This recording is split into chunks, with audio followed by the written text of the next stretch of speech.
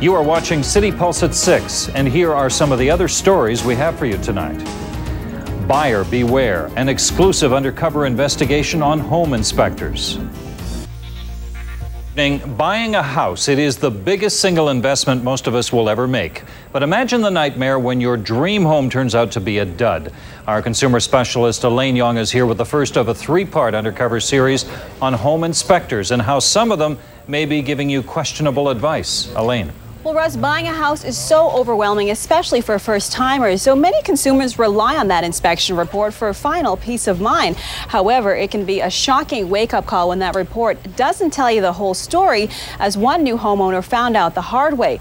Well, we went undercover posing as potential home buyers, and you'll be amazed at what we weren't told. Now, just a note, I want to point out that we protected the identity of the inspector we hired because he is just an example of the potential for problems. What did the listing actually say? Well, it said fantastic rancher, backing onto a green belt, totally updated, roof 2 weeks old, nice, nice, nice. And that's why I was very interested in the house. So you did what you thought was the right thing. You got an inspector.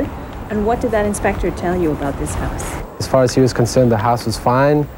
So Malcolm Wheeler and his family moved into their $440,000 North Van home. But on the first day there, he started noticing things. A twisted window, an out-of-shape door frame, things that weren't mentioned in his inspection report. Malcolm soon realized something was very wrong.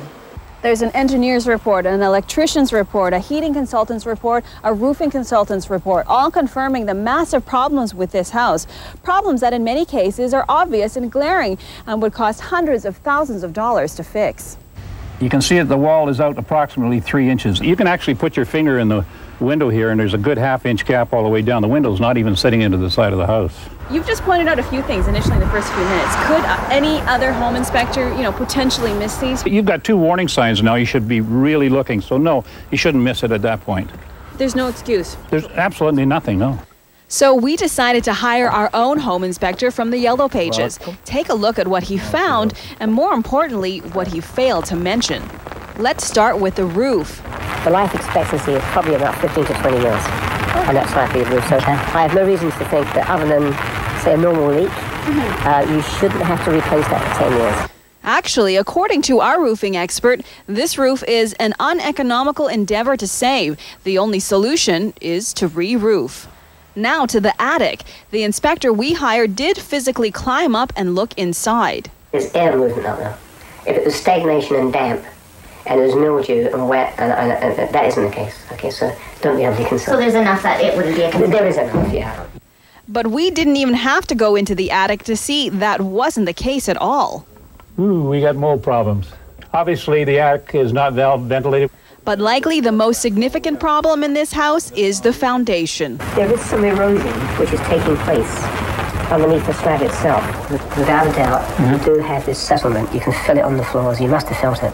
So in the end, from looking at the foundation and the attic and everything, you recommend that it's a good purchase? All I can say is that overall, it's favorable. It's altogether is about 4 cracks all the way up on this foundation. According to a structural engineer, re-leveling the house would be a major undertaking. How much would you say it would cost to repair this house up to standards, if it's even possible? I would say that I wouldn't waste the money. I would start over. I was heartbroken. This is our first house in Canada, and I was hoping to live a dream, a Canadian dream. And the list of problems doesn't end there. The engineers also found 20 ceiling beams above the living room had been cut, and they recommend never letting snow accumulate on the roof because the roof could actually collapse from the weight of that snow. Now, our inspector didn't mention it, and neither did Malcolm Wheeler's. It's important to point out here that there are no provincial standards or license requirements for home inspectors. In fact, I could start a business and call myself a home inspector. Tomorrow night, I'll have more details on that, and also we'll talk about how confusing it can be for potential home buyers to figure it all out, Russ. It's a scary venture for many people. We'll look forward to tomorrow. Thanks a lot, Elaine. Inspecting the Inspectors, Part 2. What can you do if your dream home turns into a nightmare?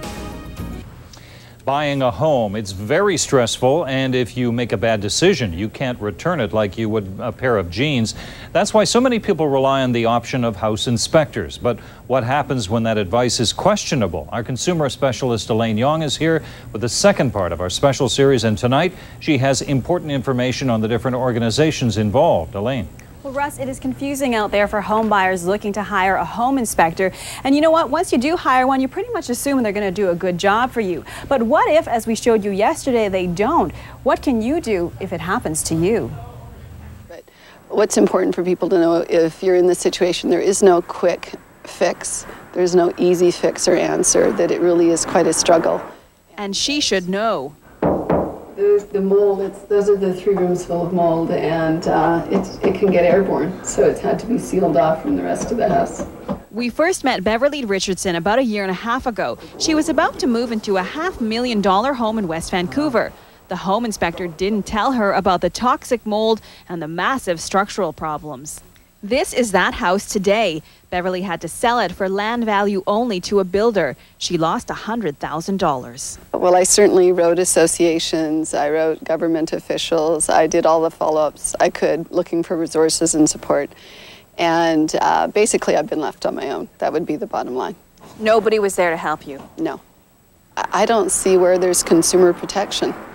Everywhere I turned, there was no consumer protection. We happened to see the sign that was for sale. And as we showed you yesterday, that's the same thing Malcolm Wheeler has found. His dream home turned into a nightmare. Like Beverly, his inspector missed major problems with the foundation, the attic, the roof, as did the inspector we hired for our undercover investigation. You'd recommend that it's a good purchase?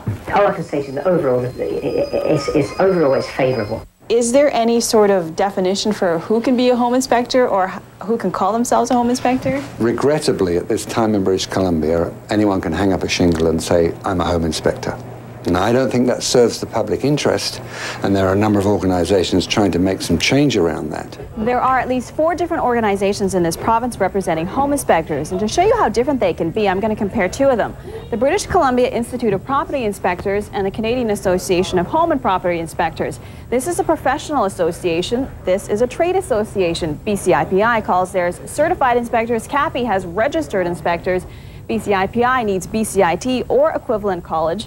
CAPI, no specific education, but you must pass 7 exams. To add to the confusion, if you have a complaint, BCIPI will send someone out to evaluate your home, and CAPI doesn't. But regardless, there is no legislation, and enforcement of any kind has no real teeth, as Beverly found out. Her inspector actually belonged to both associations. So they didn't actually go back to see if the inspection report matched up with what was in the house? No, they didn't even come on site. The other association did. And they said the inspection was well above standard. And they said basically this is the end of it. They consider it closed. But Elaine, what recourse do consumers have? Is suing the only option? Well, Russ, the short answer to that is yes. And even if one of the associations does find one of its inspectors fail to meet standards, pretty much the only thing you're going to get back is a refund of the actual home inspection fee. You are still stuck with the house, and the inspector can actually keep working. Now, in most cases like that of Beverly and Malcolm's, the only recourse at this point for them is to pursue legal action. So if the associations don't really help, how to find a reliable inspector? Well, Russ, I'll have all the details on that tomorrow in part 3, the final installment of our 3-part series on home inspectors. All right, thanks a lot, Elaine Yong.